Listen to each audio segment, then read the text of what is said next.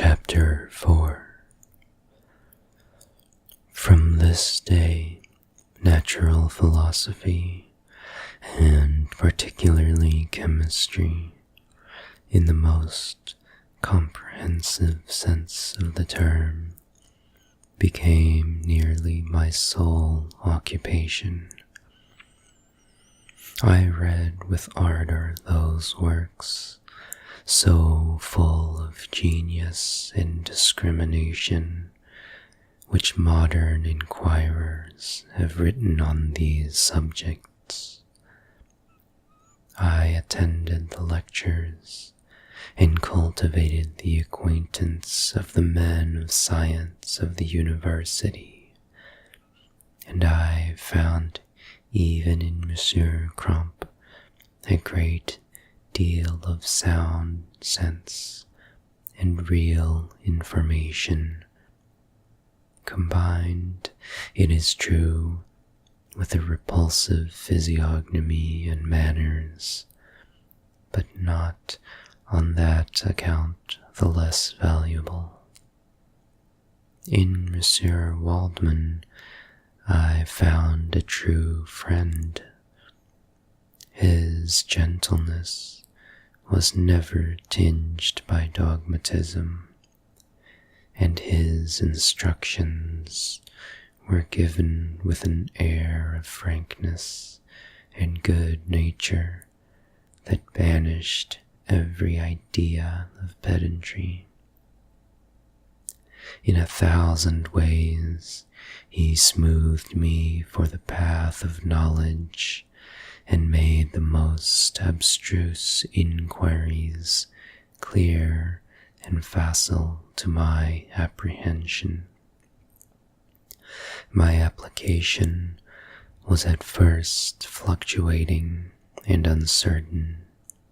It gained strength as I proceeded, and soon became so ardent and eager that the stars often disappeared in the light of morning whilst I was yet engaged in my laboratory. As I applied so closely, it may be easily conceived that my progress was rapid. My ardor was indeed the astonishment of the students, and my proficiency that of the masters. Professor Crump often asked me, with a sly smile, how Cornelius Agrippa went on, whilst Monsieur Waldman expressed the most heartfelt exultation in my progress. 2 years passed in this manner, during which I paid no visit to Geneva, but was engaged, heart and soul, in the pursuit of some discoveries which I hoped to make. None but those who have experienced them can conceive of the enticements of science. In other studies, you go as far as others have gone before you, and there is nothing more to know. But in a scientific pursuit, there is continual food for discovery and wonder. A mind of moderate capacity, which closely pursues one study, must infallibly arrive at great proficiency in that study. And I, who continually sought the attainment of one object of pursuit, and was solely wrapped up in this, improved so rapidly that at the end of 2 years I made some discoveries in the improvement of some chemical instruments, which procured me great esteem and admiration at the university.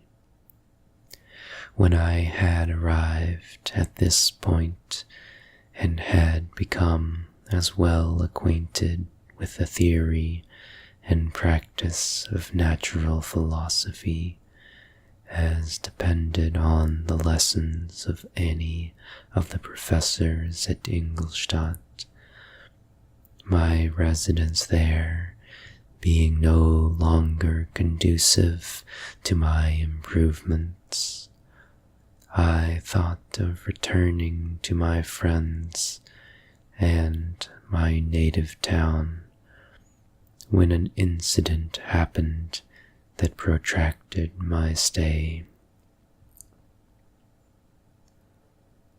One of the phenomena which had peculiarly attracted my attention was the structure of the human frame, and indeed any animal endued with life, whence I often asked myself, did the principle of life proceed?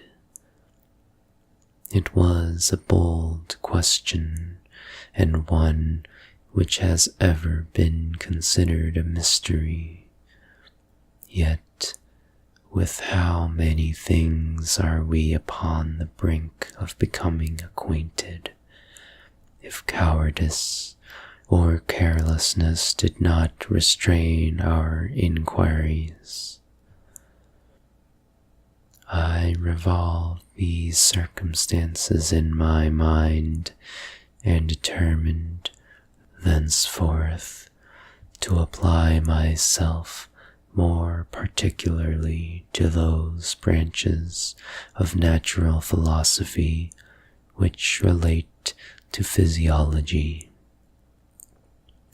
Unless I had been animated by an almost supernatural enthusiasm, my application to this study would have been irksome and almost intolerable. To examine the causes of life, we must first have recourse to death. I became acquainted with the science of anatomy, but this was not sufficient. I must also observe the natural decay and corruption of the human body. In my education, my father had taken the greatest precautions that my mind should be impressed with no supernatural horrors. I do not ever remember to have trembled at a tale of superstition, or to have feared the apparition of a spirit. Darkness had no effect upon my fancy, and a churchyard was to me merely the receptacle of bodies deprived of life, which, from being the seat of beauty and strength, had become food for the worm. Now I was led to examine the cause and progress of this decay, and forced to spend days and nights in vaults and charnel houses. My attention was fixed upon every object the most insupportable to the delicacy of the human feelings. I saw how the fine form of man was degraded and wasted. I beheld the corruption of death succeed to the blooming cheek of life. I saw how the worm inherited the wonders of the eye and brain.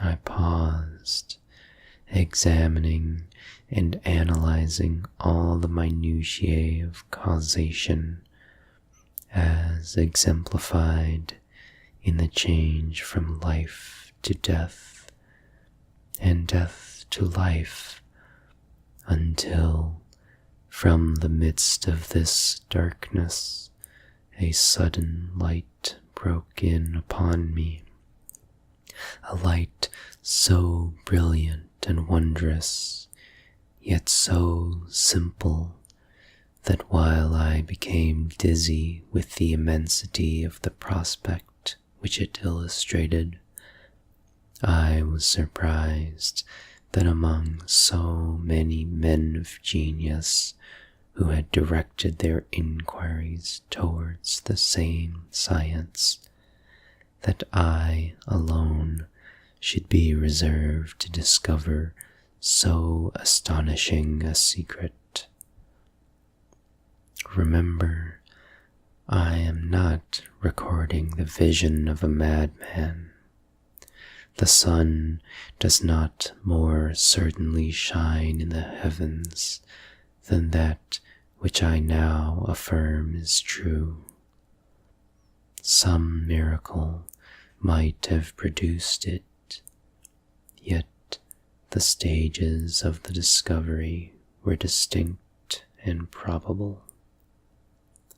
After days and nights of incredible labor and fatigue, I succeeded in discovering the cause of generation and life. Nay, more, I became myself capable of bestowing animation upon lifeless matter. The astonishment which I had at first experienced on this discovery soon gave place to delight and rapture. After so much time spent in painful labor, to arrive at once at the summit of my desires was the most gratifying consummation of my toils. But this discovery was so great and overwhelming that all the steps by which I had been progressively led to it were obliterated, and I beheld only the result. What had been the study and desire of the wisest men since the creation of the world was now within my grasp. Not that, like a magic scene, it all opened upon me at once. The information I had obtained was of a nature rather to direct my endeavors so soon as I should point them towards the object of my search. The information I had obtained was of a nature rather to direct my endeavors so soon as I should point them towards the object of my search, than to exhibit that object already accomplished. I was like the Arabian who had been buried with the dead and found a passage to life, aided only by one glimmering and seemingly ineffectual light. I see by your eagerness and the wonder and hope which your eyes express, my friend, that you expect to be informed of the secret with which I am acquainted. That cannot be. Listen patiently until the end of my story, and you will easily perceive why I am reserved upon that subject. I will not lead you on, unguarded and ardent as I then was, to your destruction and infallible misery. Learn from me, if not by my precepts, at least by my example, how dangerous is the acquirement of knowledge, and how much happier that man is who believes his native town to be the world, than he who aspires to become greater than his nature will allow. When I found so astonishing a power placed within my hands, I hesitated a long time concerning the manner in which I should employ it. Although I possessed the capacity of bestowing animation, yet to prepare a frame for the reception of it, with all its intricacies of fibers, muscles, and veins, still remained a work of inconceivable difficulty and labor. I doubted at first whether I should attempt the creation of a being like myself, or one of simpler organization, but my imagination was too much exalted by my first success to permit me to doubt of my ability to give life to an animal as complex and wonderful as man. The materials at present within my command hardly appeared adequate to so arduous an undertaking, but I doubted not that I should ultimately succeed. I prepared myself a multitude of reverses. My operations might be incessantly baffled, and at last my work be imperfect. Yet, when I considered the improvement which every day takes place in science and mechanics, I was encouraged to hope my present attempts would at least lay the foundations of future success. Nor could I consider the magnitude and complexity of my plan as any argument of its impracticability. It was with these feelings that I began the creation of a human being. As the minuteness of the parts formed a great hindrance to my speed, I resolved, contrary to my first intention, to make the being of a gigantic stature, that is to say, about 8 feet in height and proportionably large. After having formed this determination, and having spent some months in successfully collecting and arranging my materials, I began. No one can conceive the variety of feelings which bore me onwards, like a hurricane, in the first enthusiasm of success. Life and death appeared to me ideal bounds, which I should first break through and pour a torrent of light into our dark world. A new species would bless me as its creator and source. Many happy and excellent natures would owe their being to me.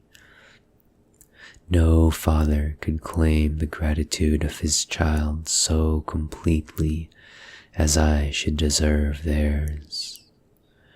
Pursuing these reflections, I thought that if I could bestow animation upon lifeless matter, I might, in process of time, although I now found it impossible, renew life where death had apparently devoted the body to corruption.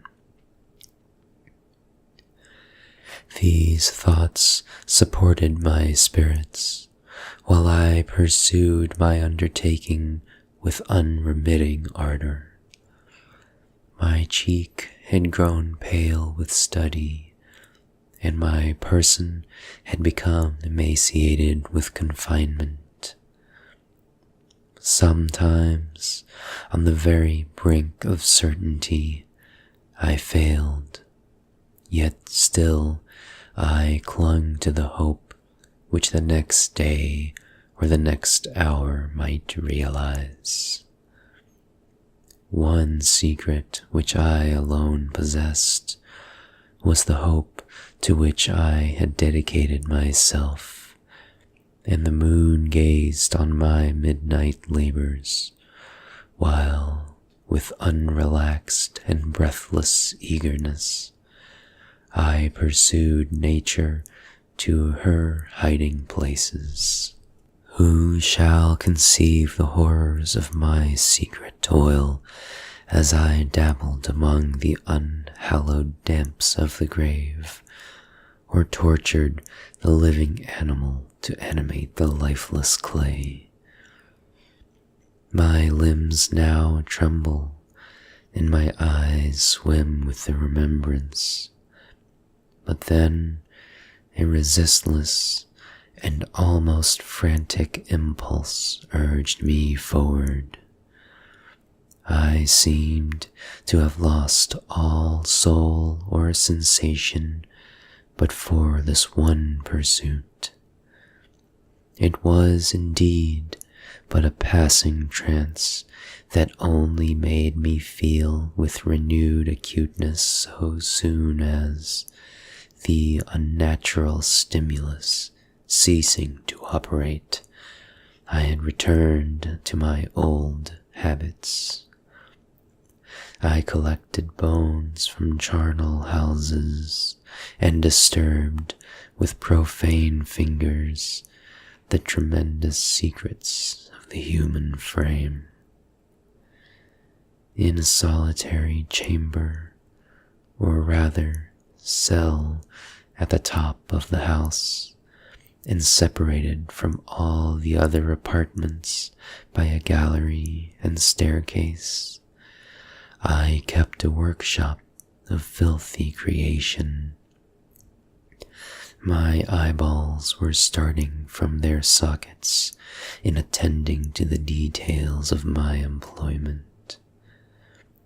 The dissecting room and the slaughterhouse furnished many of my materials, and often did my human nature turn with loathing from my occupation, whilst, still urged on by an eagerness which perpetually increased, I brought my work near to a conclusion. The summer months passed while I was thus engaged, heart and soul, in one pursuit. It was a most beautiful season.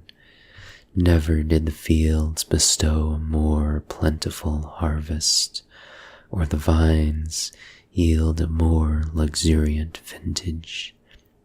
But my eyes were insensible to the charms of nature, and the same feelings which made me neglect the scenes around me caused me also to forget those friends who were so many miles absent, and whom I had not seen for so long a time. I knew my silence disquieted them, and I well remember the words of my father. I know that while you are pleased with yourself, you will think of us with affection, and we shall hear regularly from you. You must pardon me if I regard any interruption in your correspondence as a proof that your other duties are equally neglected. I knew well, therefore, what would be my father's feelings, but I could not tear my thoughts from my employment, loathsome in itself, but which had taken an irresistible hold of my imagination. I wished, as it were, to procrastinate all that related to my feelings of affection until the great object, which swallowed up every habit of my nature, should be completed. I then thought that my father would be unjust if he ascribed my neglect to vice or faultiness on my part, but I am now convinced that he was justified in conceiving that I should not be altogether free from blame. A human being in perfection ought to preserve a calm and peaceful mind, and never to allow passion or a transitory desire to disturb his tranquility. I do not think that the pursuit of knowledge is an exception to this rule. If the study to which you apply yourself has a tendency to weaken your affections and destroy your taste for those simple pleasures in which no alloy can possibly mix, then that study is certainly unlawful, that is to say, not befitting the human mind. If this rule were always observed, if no man allowed any pursuit whatsoever to interfere with the tranquility of his domestic affectations, Greece had not been enslaved. Caesar would have spared his country. America would have been discovered more gradually, and the empires of Mexico and Peru had not been destroyed.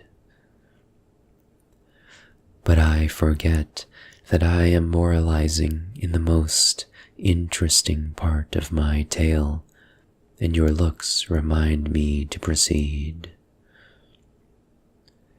My father made no reproach in his letters, and only took notice of my silence by inquiring into my occupations more particularly than before. Winter, spring, and summer passed away during my labors, but I did not watch the blossom or the expanding leaves, sights which had before always yielded me supreme delight. So deeply was I engrossed in my occupation. The leaves of that year had withered before my work drew near to a close, and now every day showed me more plainly how well I had succeeded. But my enthusiasm was checked by my anxiety, and I appeared rather like one doomed by slavery to toil in the mines or any other unwholesome trade, than an artist occupied by his favorite employment. Every night I was oppressed by a slow fever, and I became nervous to a most painful degree. The fall of a leaf startled me, and I shunned my fellow creatures as if I had been guilty of a crime. Sometimes I grew alarmed at the wreck I perceived that I had become. The energy of my purpose alone sustained me. My labors would soon end, and I believed that exercise and amusement would then drive away incipient disease. And I promised myself both of these when my creation should be complete.